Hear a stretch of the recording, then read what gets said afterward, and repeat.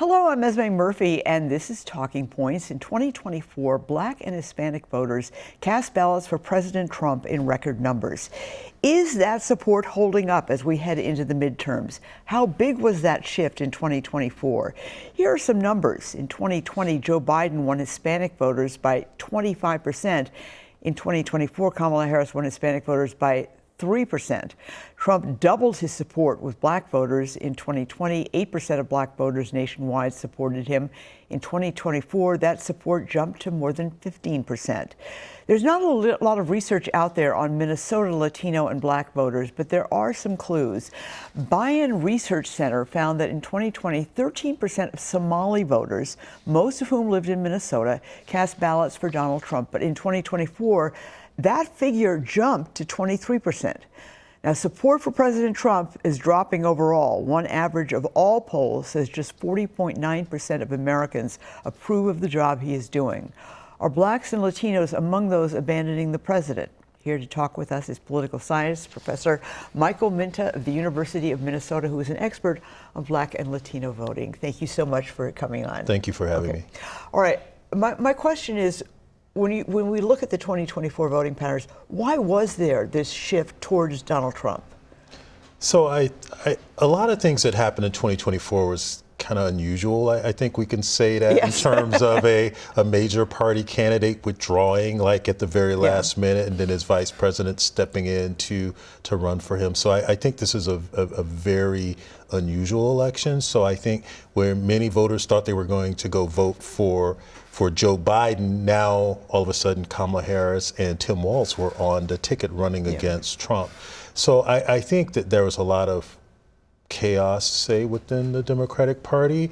And so now I think Trump was able to, and Republicans were able to capitalize on that in a lot of ways. And even before Biden's references to his age and everything, they were starting to already say that Kamala Harris, if you vote for Biden, Biden's old, and if something happens to Biden, then Harris is going to be president. So they were already queuing up things about Harris in terms of many voters having concerns about whether or not she was ready to be president. And also, and it is kind of like this quiet type of thing in terms of she's a woman, and our country has not yet elected a woman to be commander-in-chief and president of the United States. And so I think there's still some concerns and uneasiness in the communities, black, white, and Latino, Asian Americans, in terms of, is a woman ready to be president of the United States?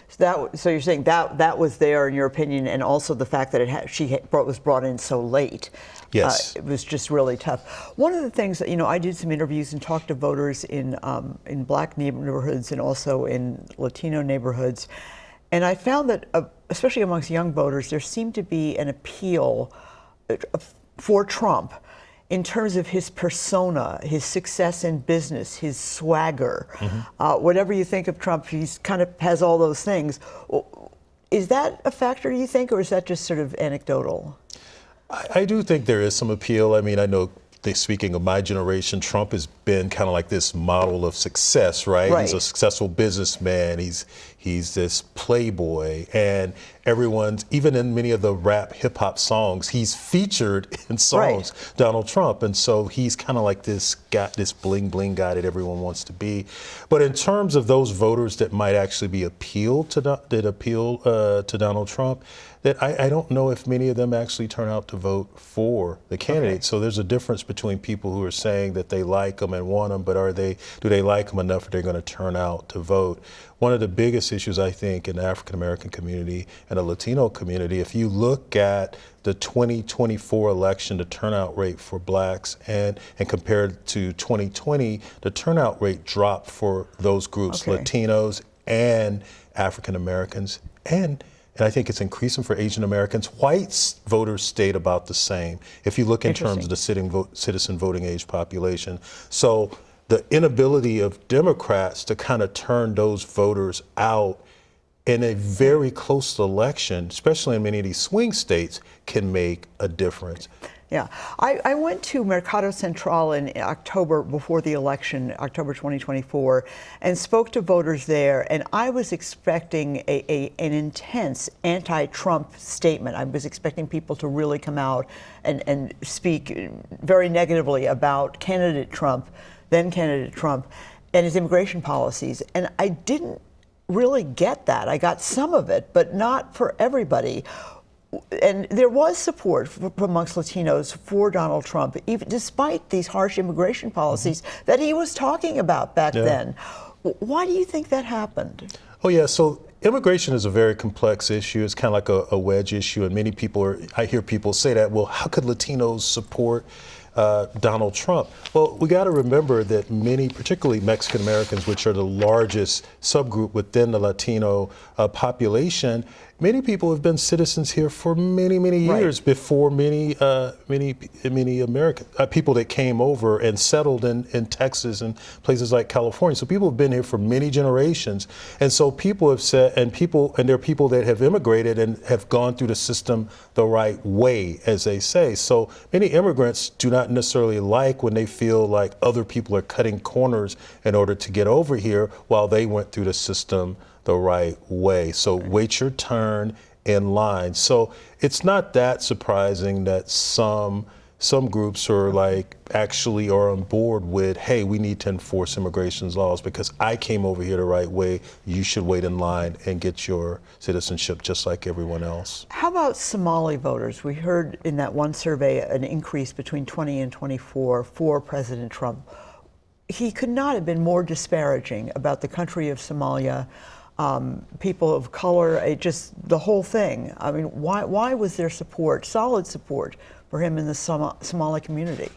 Yeah, so well, maybe before those insults that he made later after he was already elected, but I think many of some of these wedge issues that Republicans use in terms of transgender rights, these are kind of these wedge issues that divide constituencies that you think would be normally affiliated with the Democratic Party. And so I think that there's some concern where people don't necessarily care for the position that Democrats are taking on those issues.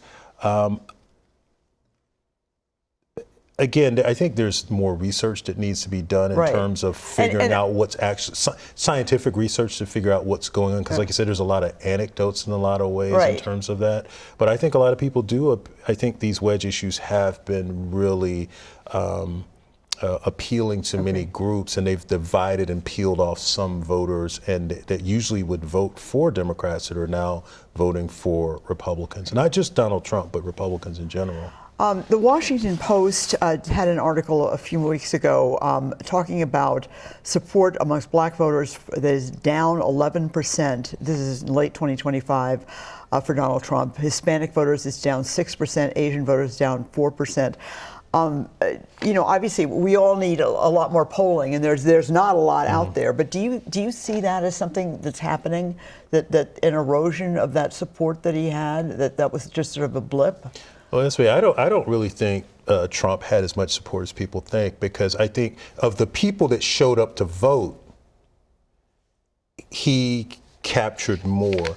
But there's research that shows that many people that turned out in 2020 that voted for Joe Biden did not show up in 2024. And it's not necessarily that those voters, so if they didn't show up, they didn't vote for anybody. So it's Trump who was able to get more of his voters from 2020 showed up in 2024. So this is really an issue about what party can get their voters to the polls.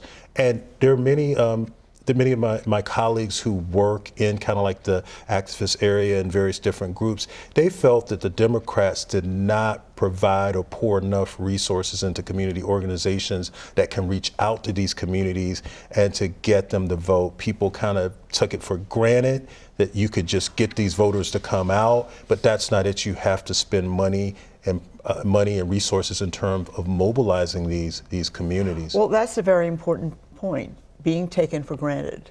Is that out there and a source of resentment. I think that's still a real concern because think about it, Governor Walz, who's been doing a lot of campaigning on the national level for Democrats, going to Wisconsin, going to Iowa, going to these swing states, trying to bring back the white working class voter and spending resources in there. Now, look, no one's disputing that, white working class voters are an important part of the a part of the electorate, and all parties need to compete for that vote. But in terms of white working class voters, Democrats haven't won that vote in, decades.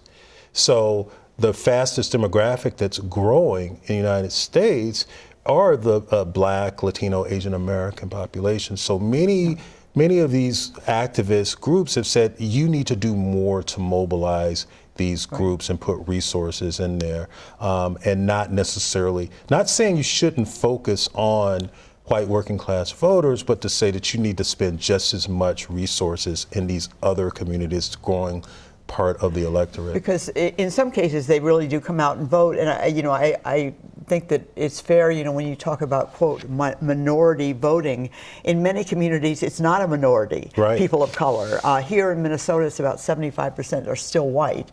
The number is growing. It's grown a lot in the past couple of decades, but it's still there. Well, Michael Minta, thank you so much. We really appreciate your time. Oh, thank you for having me. Bye. And that does it for this edition of Talking Points. As always, please email me with comments and suggestions. Thank you so much for watching. I'm Esme Murphy, WCCO News.